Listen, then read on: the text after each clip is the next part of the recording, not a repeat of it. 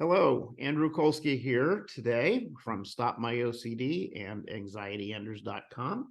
I am excited to have Brianna Mann, and I've got a long title, and I want to make sure I say it right, Brianna. She said Complementary and Alternative Healthcare Practitioner, formerly trained as a clinical psychologist. Did I get that all right? Yes, exactly. I'm not practicing with a license. I'm practicing under the other title. So you got it. You got it.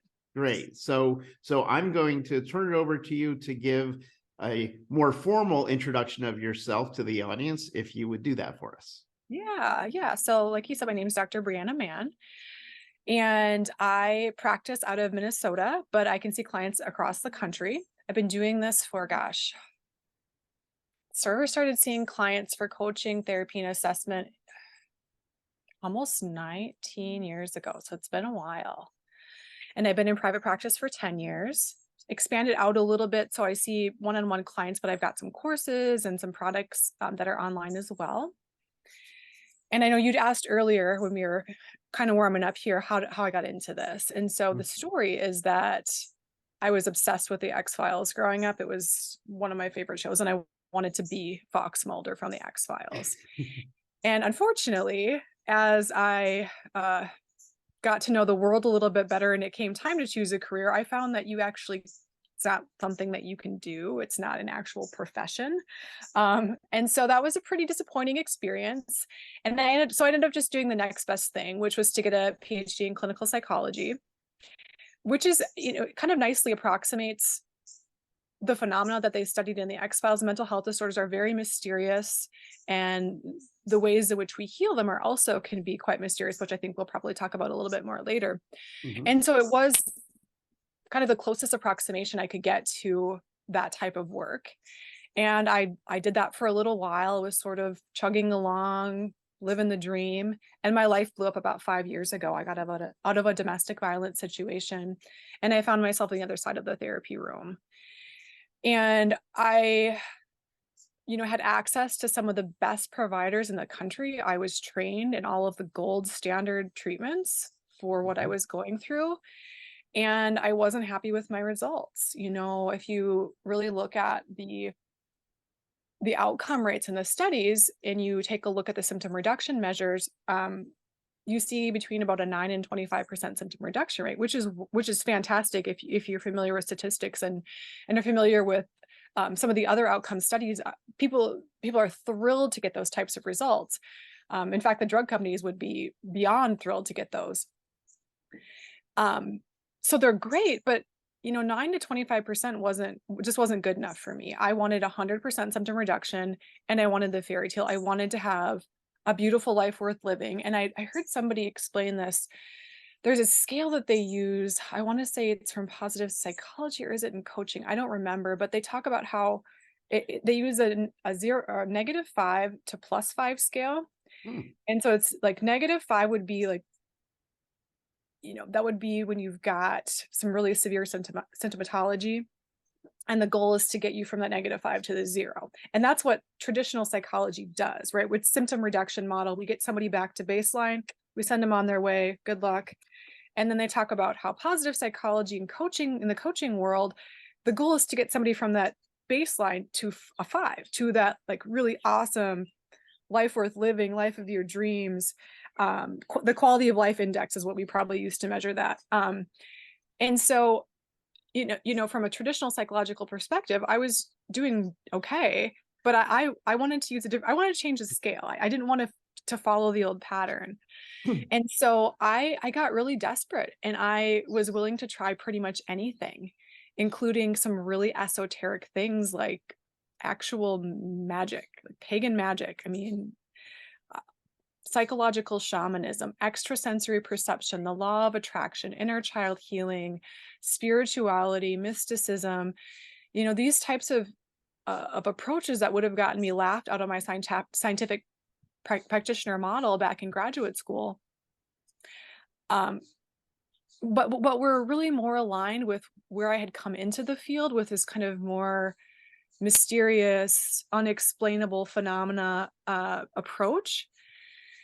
And so I was interested in them. It's just that I had been so conditioned by the culture and then the scientist practitioner model to not believe in any of that, and not and to feel like I was crazy or irrational for even thinking that it could possibly work. But I was so desperate that it didn't matter at that point. I really just wanted to feel better. And so I tried these options, and much to my surprise, they worked. I was shocked. And it was kind of around that point where I decided to not pursue licensure anymore, because I couldn't practice. I couldn't use these in my practice. I wanted to try them with clients because I'd had such a great success. And so I started using them with clients, and they had the same unheard of response rates that I did. And they were the same as me. They were pretty rational, logical people with scientific minds and pretty type A, but they were also desperate. A lot of these folks were treatment non-responders, and they were willing to try anything, and they did, and they have been thrilled with these results. And yeah, I'm trying to think if there's anything else I wanted to add, but I think that pretty much sums up my story. And Great. Well, it's, you said it there towards the end of treatment non-responders, and we had the chance to talk earlier, and the fact that, there are a good number of people out there who approach the traditional treatments and get great success. And then there's others who approach the traditional treatments and don't respond to it. And those people are kind of left hanging because, yeah, exactly. the traditional practitioner has done everything that they know to do, that they've been trained to do, and yet the person is still struggling. So, Exactly. this is why this particular podcast is interesting to me, because here's an alternative for someone who is seeking an alternative. And I'd love to hear more about some of the more nitty gritty of the types of things that you have found to be successful with the people that you work with. Yeah. So one thing that I actually have a dream course. And so one thing I do is dream work. And this actually survived. I mean, dream work was part of the very early Freud's famous for his dream work, very early psychology. And it's, once we adopted the medical model, it just went by the wayside. It was, maligned, honestly. And so that is one of the things I use commonly with clients. I write down my dreams every single night, and I interpret them, and I use them for my own healing. And I found them to be probably one of the most effective interventions that I have tried. They are just a treasure trove of information, of repressed fears and desires, and pathways to overcome these areas where you're really, really stuck in life and have no idea. I'm pointing out things that we're completely unaware of, shadow work. They're just, and they are presented to us in a way that's removed from ourselves, in a story that allows the ego to tolerate them long enough for us to actually look at what we need to work on and not feel so threatened by it. And plus they're just fun. Dreams can be super fun. And so that is one area that I work with clients a lot. Another big one is a combination of, I've pretty eclectic training at this point. And so a combination of some shamanism and inner child healing. So internal family systems therapy, meditation, a little bit of hypnosis. And I combine all of those together, and I use a technique. It's also available on my website, a more generalized version, where I drop people into their subconscious minds, and we go through memories. We can sometimes target a particular memory, and sometimes we just kind of let the mind do what it needs to do and see what needs to show up.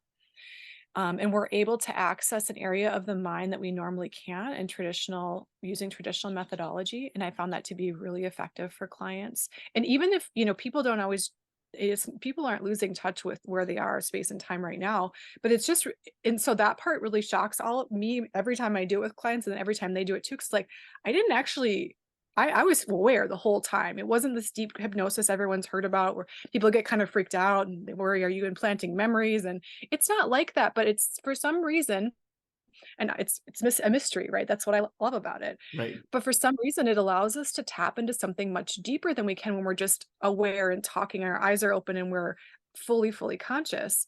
And so that has been a really helpful way for clients to heal a lot of these issues that are, from childhood, teenage years, or just things that they're not even totally aware of. There'll be a memory that popped in that they totally forgot about that's relevant.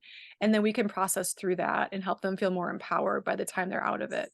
Mhm. I'm So, trying to think if go ahead. Sorry.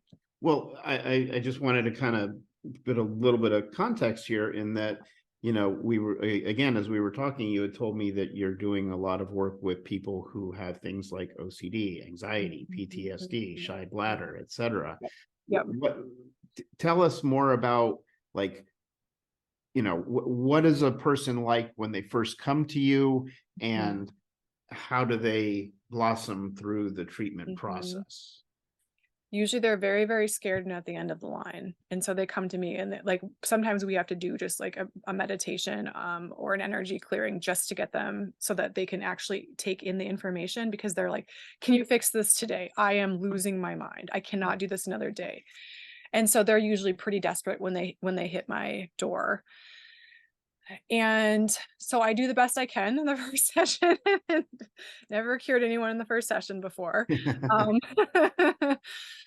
and then, it's really a matter of developing trust, because people have been very traumatized by this world and their experiences. And so it's like, my parents weren't trustworthy people.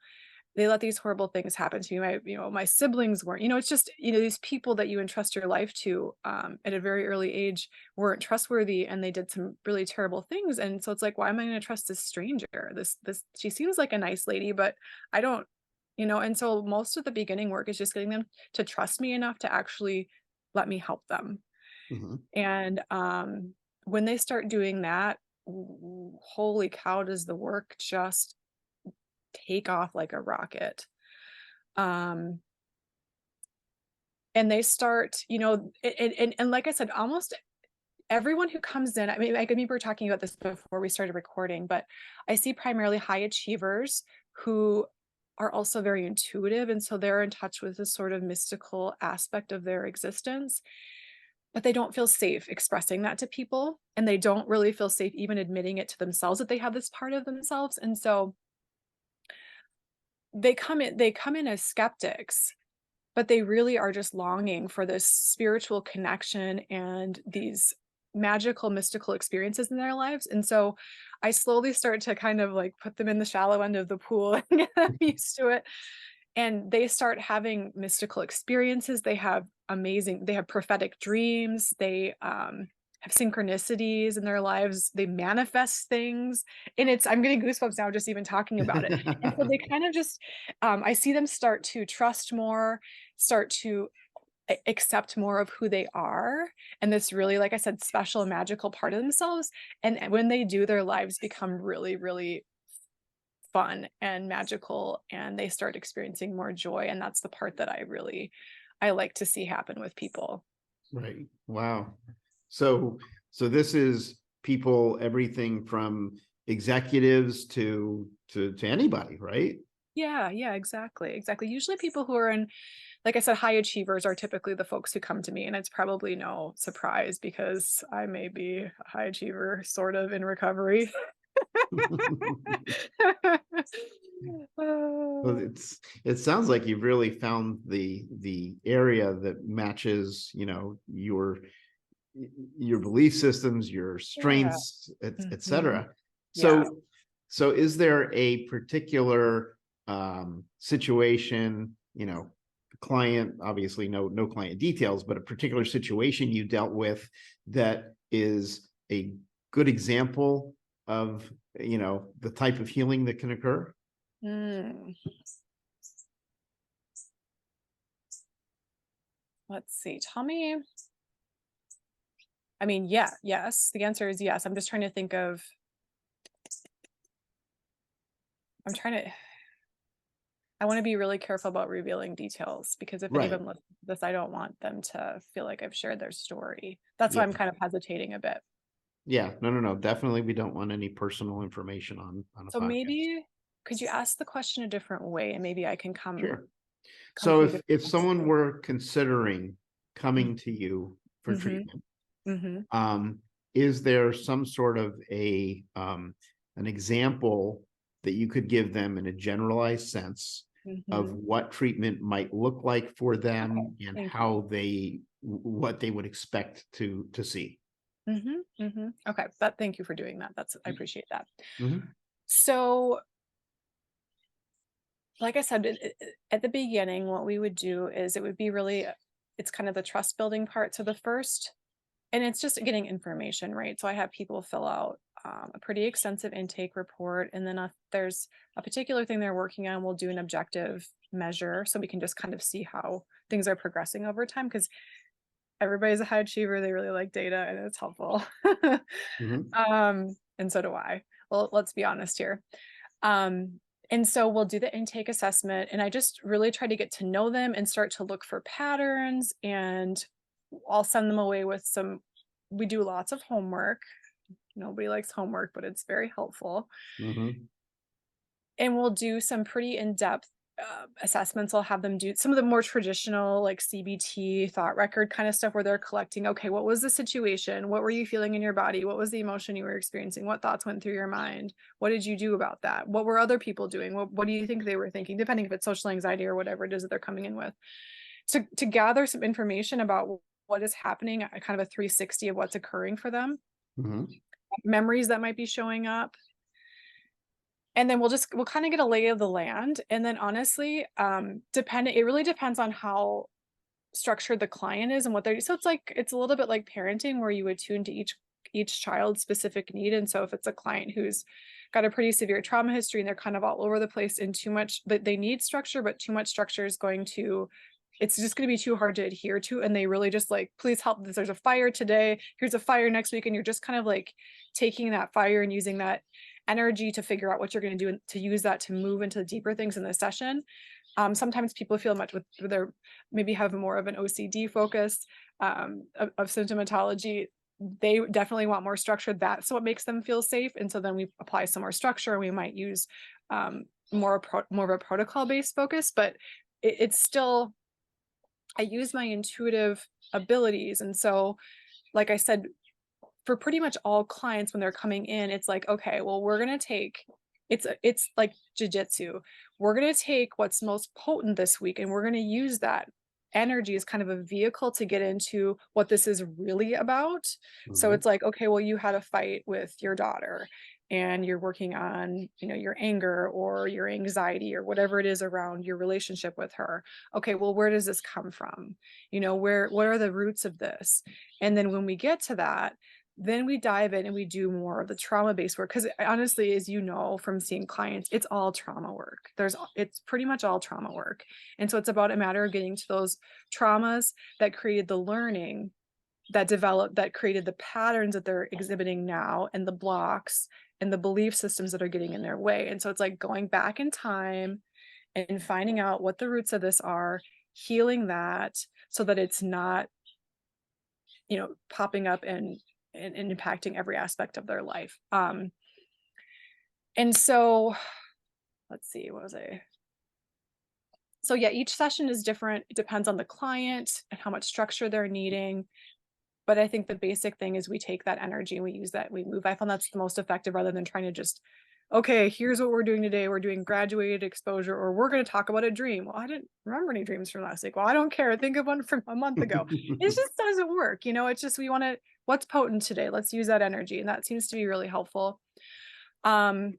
And if the client has a particular area that they're more interested in, so if someone's really, really rational, I'm not going to be making them do dream work. They're just going to get irritated with me and it's not going to work. And it's why do that? Even if I think it's super useful, doesn't matter.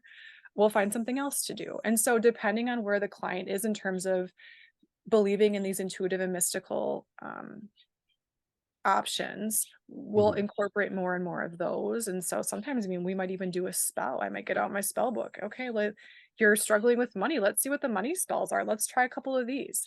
It just really depends on where the client is.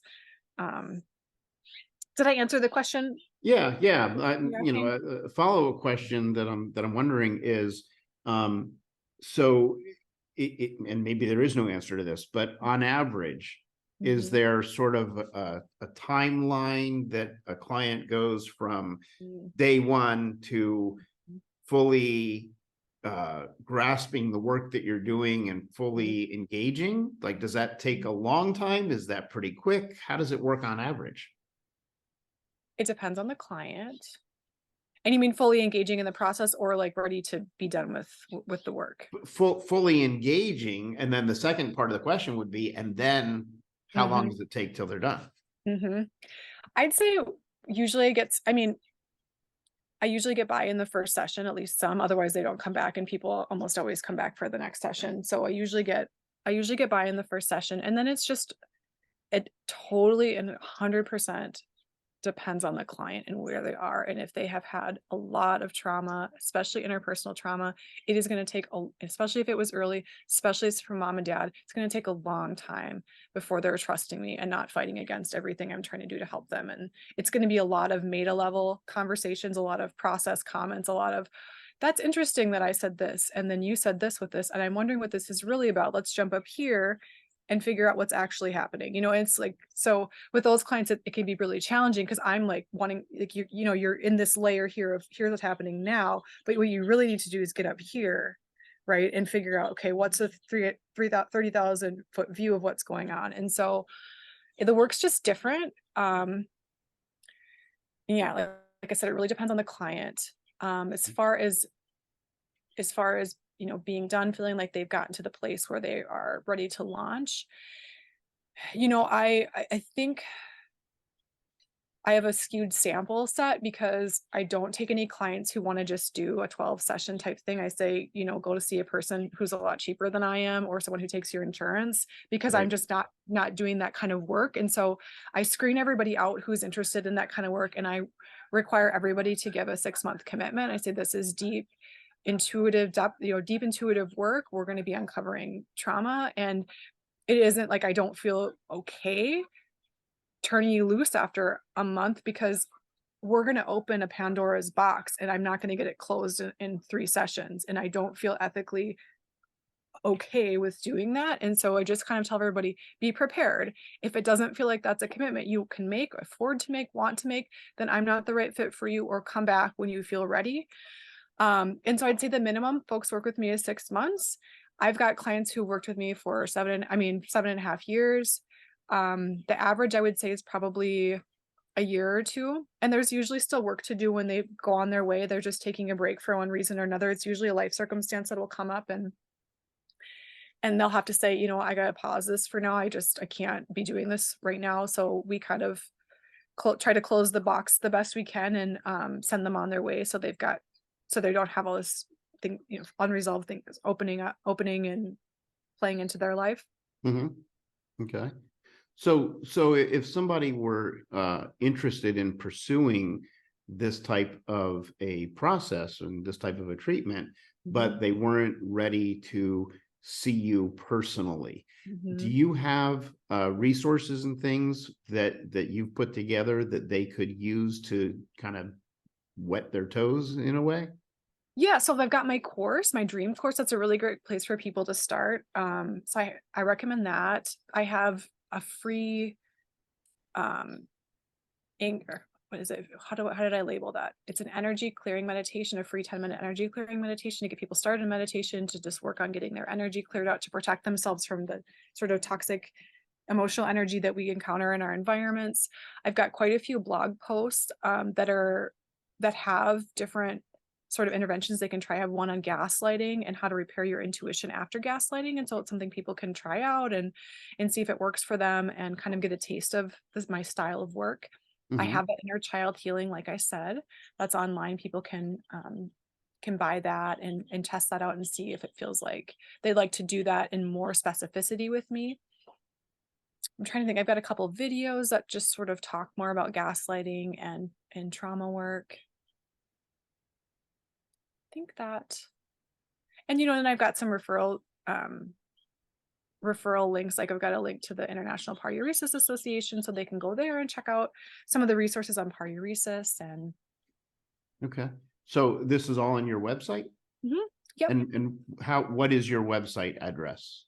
it is www.OCD Brianna Mann PhD.com, which is Brianna Mann is spelled BriannaMann, and then it's just PhD. Great, There's great, a contact form they can fill out and reach me pretty easily that way. great, great. So I do have another question Yeah. related to anxiety. Mhm. So, and you have to tell me whether you've had patients like this, but I can imagine you've got someone who's a generally anxious person. They've got generalized anxiety disorder. They, multiple different things kind of trigger anxiety for them. Have you worked with anyone like that? And if you have, what type of goals do you have for them? Someone with just GAD. Yeah. Yes, absolutely. I feel like everyone who comes into my practice has some level of anxiety. As far as generalized anxiety disorder goes, absolutely. Um, and how you said, how do I work with that one specifically? Is there a question underneath that you're kind of looking for me to answer? Well, so let me explain, and maybe that'll answer your question. Yeah. Um, so I work with patients, Mhm, many of which have anxiety. mhm, Some of them will have some particular thing that is going on underneath that then leads to the anxiety that they're mhm, experiencing. mhm.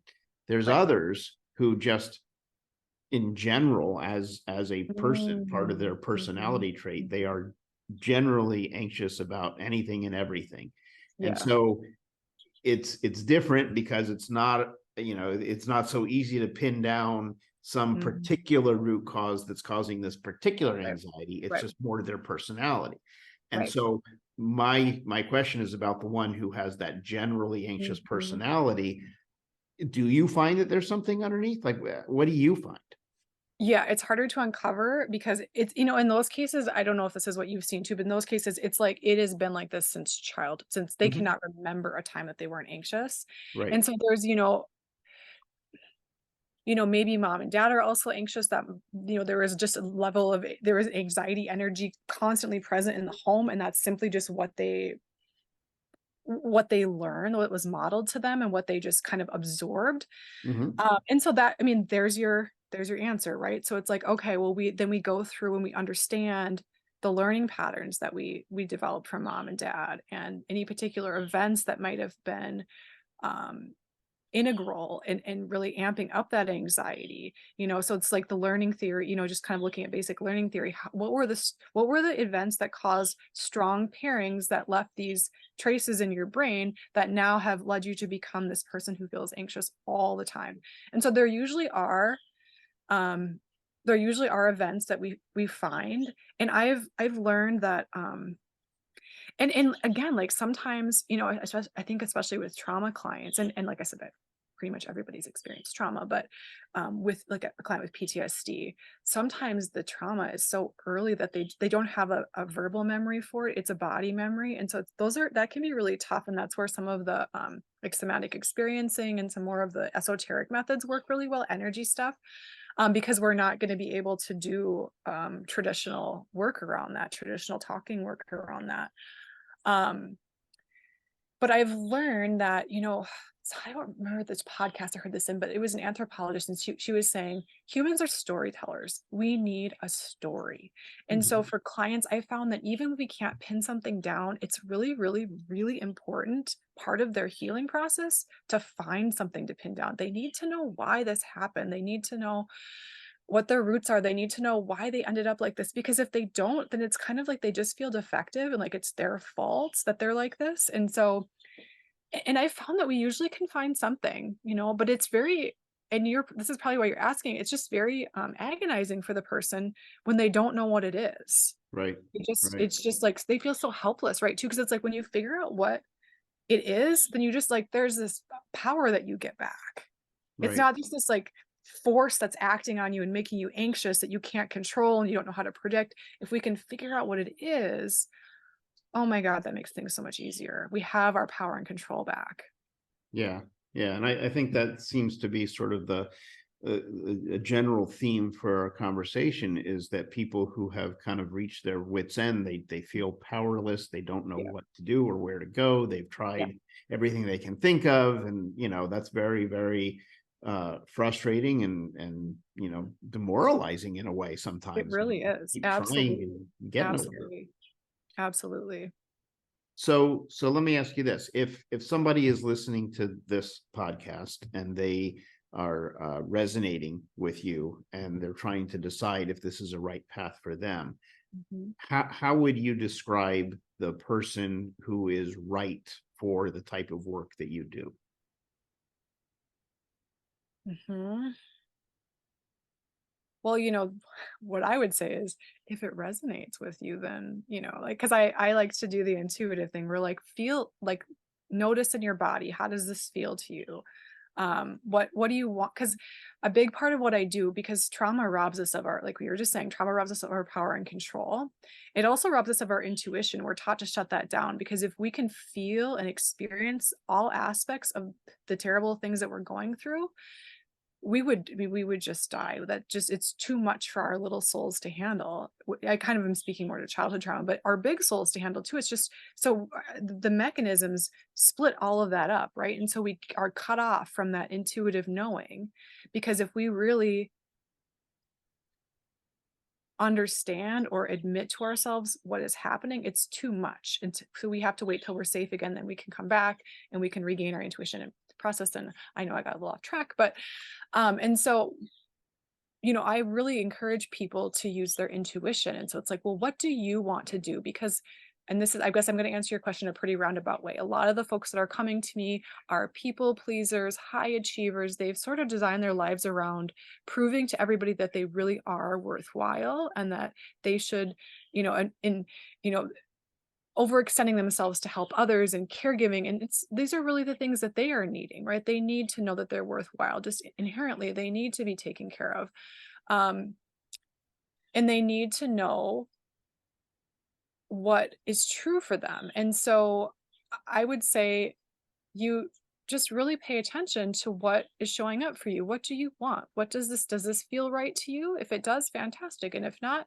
then find someone where you do feel that match, because I think that's like the most important part. And again, I'm repeating myself, but that's what I really work on with clients, is connecting back to what are you wanting and desiring? Like, what is your intuition telling you? What is this part of you that's going to make your life much more magical and worth living? What is that? How is that guiding you? Mhm. Because it gives you some really useful information. Right, right. Well, it sounds like there's a lot of very deep conversations that you have, Yes. Oh, yes. but those Oh, are yes. the ones that Yes. are important. They are. They are. My clients, I think one of the universal one of the universal truths that they have is they can't do small talk. They're like, I hate going to happy hours and these work functions. People want to talk about the weather and that sucks. I want to talk about how time doesn't exist. And when I start doing that, people think I'm insane and they just kind of walk away. This is a safe space for that. Right, right. I hear you. Wow. Well, this has been very, very eye-opening and interesting. And like I said, just being able to present a whole range of different types of tools and theories to people, everybody has to find their right thing that Right. works for them. Exactly. And Exactly. so can you give your website one more time, just in case they missed it the first time? Yeah, absolutely. It is www.briannamanphd.com. Great. Thank you. Well, Brianna, I want to, thank you for taking your time out of your day to meet with me and talk with the audience here. Thank you. And I really appreciated the conversation. And Thank you. again, it's been a pleasure. Thank you. Thank you so much for having me. I appreciate it. Sure.